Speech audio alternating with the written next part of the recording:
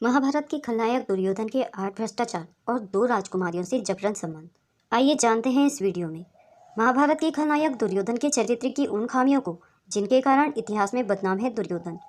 भीम को खीर में विष देकर मारने का प्रयास। कुंती के पुत्र भीम सबसे अधिक शक्तिशाली थे और भीम की ताकत से दुर्योधन बहुत जलता था।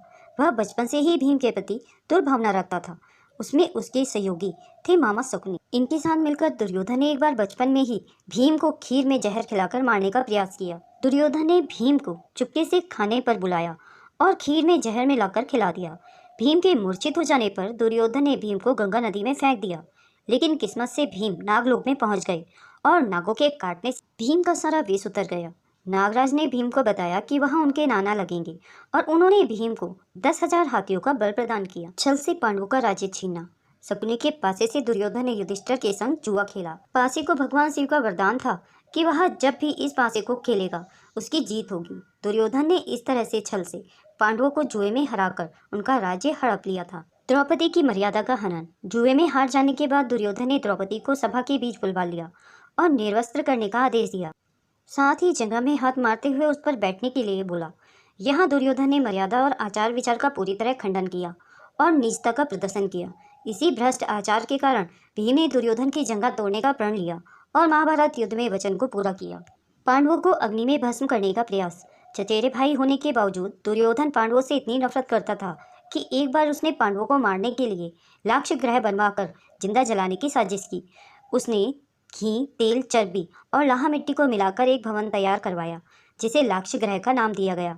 पांडव इस बात से अनजान होकर एक रात इस भवन में ठहरने आए जिसे रात में आग लगा दिया गया। लेकिन विदुर जी की कूटनीति से पांडव सुरक्षित निकल आए। गंधर्व राजकुमारी का अपहरण। पांडव जब जुए में सब कुछ हार कर वन में भटक रहे थे उस समय पांडवों का अपमान करने के लिए दुर्योधन अपने दल बल के साथ वन में पड़ाव डालकर बैठ गया। इस बीच एक दिन एक गंधर्व राजकुमारी को दुर्योधन ने वन में देखा तो उसके साथ दुराचार करने का प्रयास किया, लेकिन वह राजकुमारी वहां से भागने में सफल रही। गंधर्वों को जब दुर्योधन के इस भ्रष्ट आचरण का पता चला तो उन्होंने दुर्योधन के शिविर पर आक्रमण कर दिया और मदिरा के नशे में धुत दुर्योधन को बंदी बना लिया। लेकिन पांडवों की विनती पर गंधर्वों ने दुर्योधन को मुक्त कर दिया। युद्ध के नियमों को तोड़कर निहत्थे अभिमन्यु का वध। दुर्योधन ने कर्ण, शकुनी और अपने अन्य भाइयों के साथ मिलकर अर्जुन के महान योद्धा पुत्र अभिमन्यु को मारने के लिए चक्रव्यूह रचा। वीर अभिमन्यु ने हार नहीं मानी और वह चक्रव्यूह के हर चक्र को भेद कर वीरता के साथ आगे बढ़ता रहा। अभिमन्यु माँ की कोख से चक्रव्यूह के भेद के बारे में जान गया था, लेकिन चक्रव्यूह से निकलना नहीं जान पाया था। कौरवों ने इसी का फायदा उठाते हुए निहत्थे अभिमन्यु पर वार करके उसे जान से मार डाला। भानुमति से जबरन विवाह। एक बार काम्बोज के राजा चंद्रवर्मा की पुत्री भानुमति के स्वयंवर का आयोजन हुआ। सभी प्रदेशों के राजकुमार वहां आए। दुर्योधन भी कर्ण के साथ वहां पहुंचा था। भानुमति के सौंदर्य को देखकर दुर्योधन मन ही मन उन्हें हासिल करने की ठान ली। लेकिन वरमाला डालने की बारी आई तो भानुमति दुर्योधन को छोड़कर आगे बढ़ गई। दुर्योधन से यह बर्दाश्त नहीं हुआ और उसने सभी को डराकर धमकाकर जबरन वरमाला अपने गले में डलवा ली और कर्ण की सहायता से सभी विरोधी राजाओं को परास्त कर बलपूर्वक भानुमति से विवाह कर लिया। कलिंग के राजा की पुत्री से बलपूर्वक विवाह। भानुमति की तरह कलिंग की राजकुमारी के साथ भी दुर्योधन ने बलपूर्वक विवाह किया।